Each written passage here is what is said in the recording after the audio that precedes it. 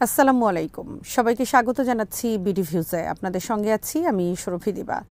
পশ্চিম থেকে পূর্ব সব দেশই আফগানিস্তানের লিথিয়াম খনির ভাগ নেয়ার প্রতিযোগিতায় নেমেছে।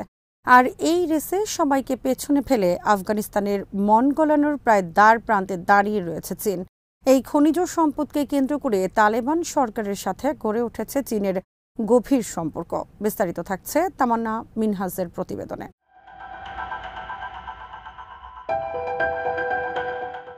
লিথিয়াম একটি অত্যন্ত গুরুত্বপূর্ণ খনিজ পদার্থ। যে কোনো ব্যাটারির জীবনী শক্তি ধরে রাখতে এর ভূমিকা গুরুত্বপূর্ণ।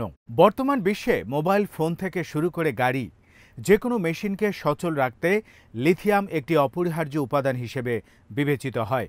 আর এ কারণেই লিথিয়ামকে অভিহিত করা হয় ভবিষ্যতের তেল ও গ্যাস হিসেবে।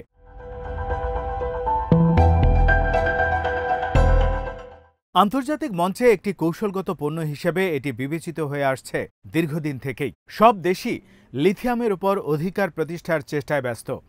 যে কোনো কৌশলে এই পদার্থটির উপর নিজেদের নিয়ন্ত্রণ নিশ্চিত করতে চায় তারা।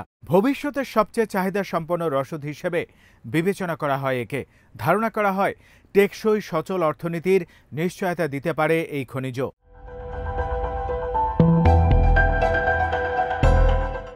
অর্থনৈতিক অগ্রগতির কারণেই চীন লিথিয়ামের সবচেয়ে বড় ক্রেতা। দক্ষিণ আমেরিকার যে কোম্পানির কাছ থেকে চীন লিথিয়াম কেনে তারা এই খনিজের অর্ধেক মজুদের মালিক বলে জানা যায়। এর পাশাপাশি বাজারে চাহিদা ধরে রাখতে লিথিয়াম সমৃদ্ধ দেশগুলোকে নিয়ে মাইনিং কোম্পানিজ অ্যাসোসিয়েশনের সঙ্গেও যোগাযোগ রক্ষা করে চীন। মধ্যপ্রাচ্য ও মধ্য এশিয়ার দেশগুলোর সঙ্গে চীনের সম্পর্ক জোরদার করা থেকেও লিথিয়ামের গুরুত্ব বোঝা যায়।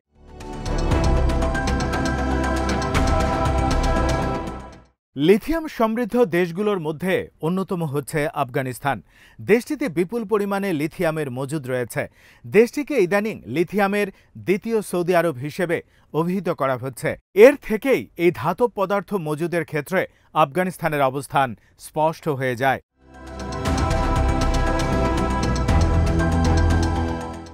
বর্তমান বিশ্বে প্রতি বছর 1 লাখ টন লিথিয়ামের কেনাবেচা হয়।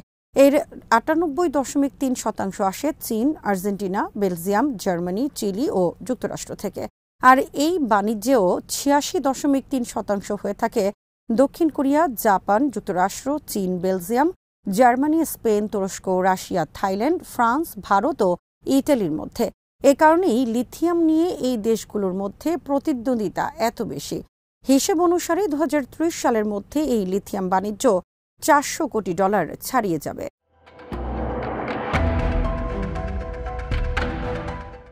অস্ট্রেলিয়া, চিলি ও আর্জেন্টিনা লিথিয়াম উত্তোলনের কাজ করে থাকে। এর পরের অংশের প্রক্রিয়াজাত করার কাজটি করে মূলত চীন। ইলেকট্রনিক পণ্যের উৎপাদক হিসেবে এর পরের পর্যায়ে লিথিয়ামকে ব্যবহার করে জাপান, দক্ষিণ কোরিয়া ও যুক্তরাষ্ট্র।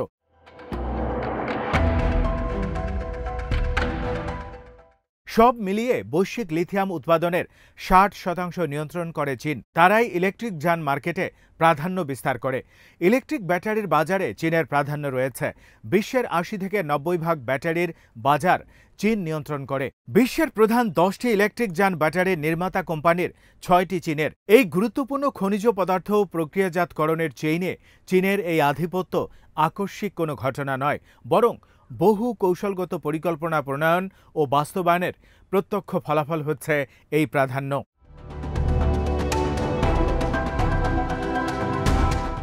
বৈশ্বিক ইস্পাত চেইন থেকে চীন যে শিক্ষা গ্রহণ করেছে তাই তারা বাস্তবে রূপ দিয়েছে পরিচ্ছন্ন জ্বালানি, বিশেষ করে বৈদ্যুতিক যান ও লিথিয়াম ব্যাটারির ক্ষেত্রে। ইস্পাত শিল্পের ক্ষেত্রে লাভের বেশিরভাগ অংশই যায় রিও টিন্টো ও এমএমজির মতো খনিজ উত্তোলনকারী কোম্পানিগুলোর কাছে। অথচ চীন বিশ্বের মোট ইস্পাত উৎপাদনের 50% কাজ করলেও লাভের যৎ সামান্যই তারা পেত। শ্রম ও শক্তি দেওয়ার পরও লাভের অংশটা তাদের মন মতো হয়নি কখনো।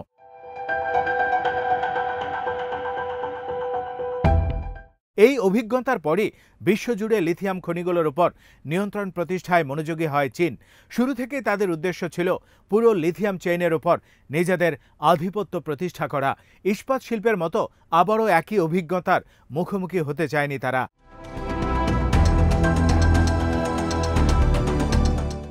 লিথিয়াম নিয়ন্ত্রণে চীনের এই পরিকল্পনা বুঝতে পেরেই লিথিয়ামের খনি সমৃদ্ধ দেশগুলোর সঙ্গে ব্যাপকভাবে আলোচনা শুরু করে যুক্তরাষ্ট্র ও ইউরোপীয় ইউনিয়ন। চীনের আধিপত্য খর্ব করতে যে চেষ্টা এখনও অব্যাহত রয়েছে, ঠিক এই অবস্থানে এসেই প্রাসঙ্গিক হয়ে ওঠে আফগানিস্তান। বলা হয়ে থাকে, আফগানিস্তানের লিথিয়াম এতটাই সমৃদ্ধ যে তা বলিভিয়ার সঙ্গে তুলনা করা যায়।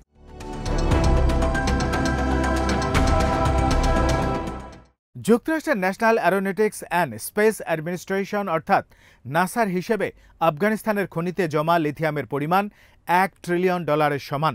আফগানিস্তানের হেরাত প্রদেশ থেকে নুরিস্তান প্রদেশ পর্যন্ত লিথিয়ামের খনি বিস্তৃত। এসব খনির মোট দৈর্ঘ্য 850 থেকে 900 কিলোমিটার পর্যন্ত, আর প্রস্থে 150 থেকে 200 কিলোমিটার পর্যন্ত। ধারণা করা হয় এই লিথিয়াম খনিগুলোর মেয়াদ প্রায় 70 বছর পর্যন্ত।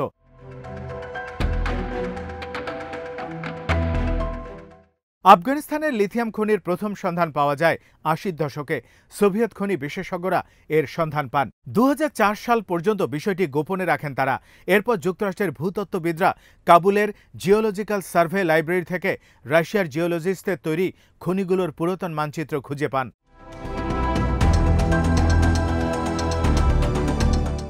রাশিয়ার তৈরি পুরনো ম্যাপগুলো ব্যবহার করে যুক্তরাষ্ট্র জিওলজিক্যাল সার্ভে আফগানিস্তানের ওই এলাকাগুলোতে নতুন করে অনুসন্ধান চালায়।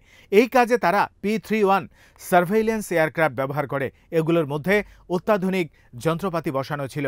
2007 সালে তারা এই কাজে একটি অত্যাধুনিক ব্রিটিশ বোমারু বিমানকে ব্যবহার করে।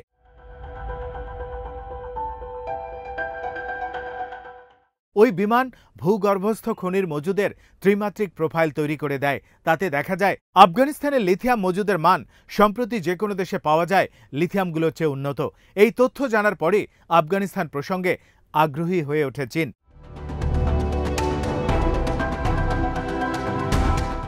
দু 2021 সালের আগস্টে তালেবানরা ক্ষমতায় ফেরে। এ সময় চীন সরকার আনুষ্ঠানিকভাবে জানায় আগের সরকারের সঙ্গে তাদের যেসব চুক্তি ছিল তা তারা অব্যাহত রাখতে চায়। তারই ধারাবাহিকতায় বর্তমানে চীনের 20টি কোম্পানি আফগানিস্তানে কাজ করছে। আরও শতাধিক কোম্পানি আফগানিস্তানের খনিজ সম্পদ মন্ত্রণালয়ের সঙ্গে চুক্তি স্বাক্ষর করেছে। তাদেরও লক্ষ্য একটাই, দেশটির খনিগুলোতে কাজ করা।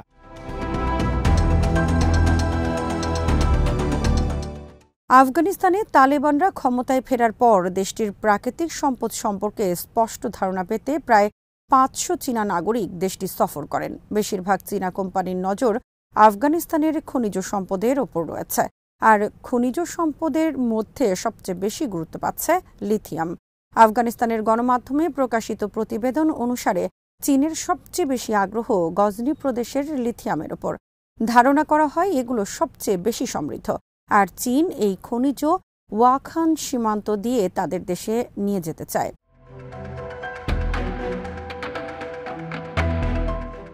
আফগানিস্তানের একটি গণমাধ্যমে 2023 সালের এপ্রিলের প্রতিবেদনে বলা হয়, চীনের গোচিন কোম্পানি প্রাথমিকভাবে আফগানিস্তানের লিথিয়াম খনিতে $10 বিলিয়ন বিনিয়োগ করার আগ্রহ প্রকাশ করেছে। 2010 সালে যুক্তরাষ্ট্রের গণমাধ্যম পেন্টাগনের কর্মকর্তাদের বরাত দিয়ে জানায়, লিথিয়ামের মজুদের পরিমাণের কারণে আফগানিস্তানকে লিথিয়ামের সৌদি আরব বলা যেতে পারে।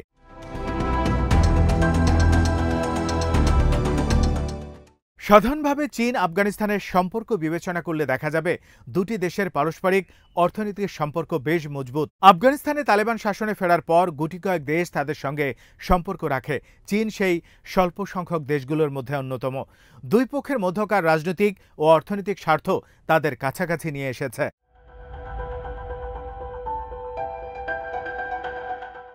যুক্তরাষ্ট্র আফগানিস্তান থেকে সরে যাওয়ার পর যে পরিস্থিতি তৈরি হয়, চীন তা কাজে লাগিয়ে দেশটির সঙ্গে সম্পর্ক উন্নত করে। তালেবানের উপস্থিতি চীনের জন্য এক ধরনের নিরাপত্তা ব্যবস্থা নিশ্চিত করে। ফলে তাদের জন্য আফগানিস্তানে বাণিজ্যিক ও অর্থনৈতিক প্রকল্প চালু করা সহজ হয়ে যায়। একইভাবে বেইজিং এর কৌশলগত স্বার্থ রক্ষাও সম্ভব হয়।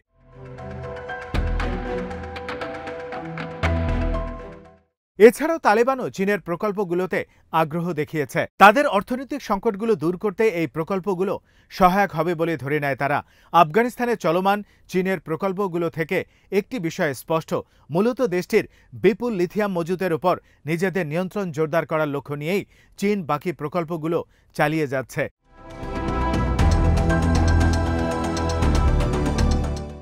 আন্তর্জাতিক মঞ্চে লিথিয়াম ধীরে ধীরে একটি কৌশলগত পণ্য হিসেবে স্বীকৃতি পাচ্ছে। বিশেষ করে চীন আফগানিস্তান সম্পর্কে এটি ইতিমধ্যে একটি কৌশলগত অবস্থান নিশ্চিত করে ফেলেছে।